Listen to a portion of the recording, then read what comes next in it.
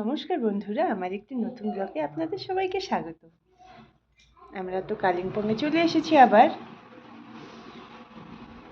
তো জল শেষ হয়ে গিয়েছে, এখন ধারার থেকে জল আনতে যাব। আমাদের সমতলে হয়তো গরম, কিন্তু পাহাড়ে বেশ ঠান্ডা পড়ে গিয়েছে, তাই আমি সোয়েটার পরেছি।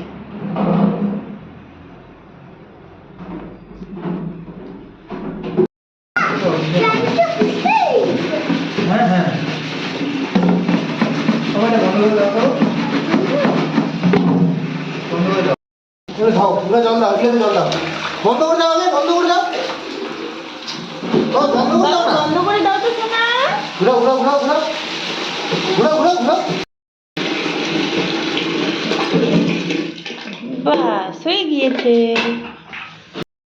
আস্তে আস্তে জুতা ভিজে যাবে। তুমি ড্রাম ধুচ্ছ? বাবা আর ছেলে মিলে তেলের ড্রাম পরিষ্কার করছে। এই তেলের ড্রামেই আমরা জল আনি। পাহাড়ের প্রায় সব লোকই তেলের ড্রামেই জল নিয়ে আসে, তাহলে ড্রাম কিনতে পাওয়া যায়, ওই সব ড্রামে জল নিয়ে আসে। তো বেশিরভাগ লোকই তেলের ড্রামেই জল আনে।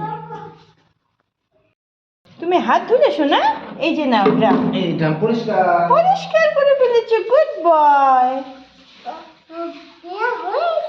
নোংরা হয়েছে, তুমি পরিষ্কার করলে, তাই না? তুমি আর পাপা। আমি নিচ্ছি। হ্যাঁ, দাও আমাকে।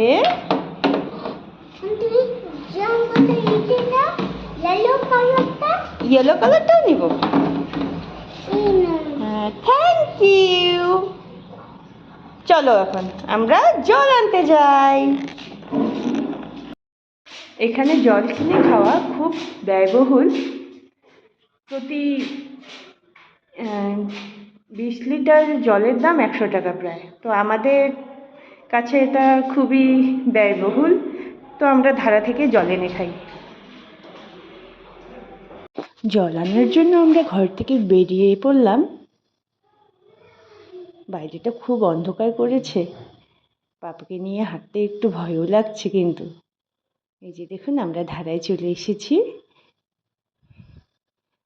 ধারার পাশে চিঙ্কি মাঙ্কি নামে হোমস্টে রয়েছে। হোমস্টেটা দেখতে ভারী সুন্দর। এখানে পাপা আসলেই হোমস্টের ভিতরে যেতে চায়, তোকে বহু কষ্টে আটকিয়ে রাখে।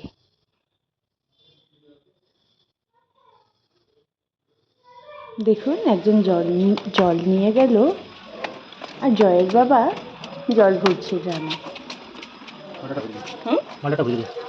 এখানে কে যেন ড্রাম রেখে গেছে, তো প্রথমে এই ড্রামগুলো ঘুরিয়ে দিল, তারপরে আমাদের ড্রামগুলো ভরছে। আমরা 3টে ড্রাম নিয়ে গিয়েছি, তো একটা আমি নিব, 2টো জয়ের বাবা নিব।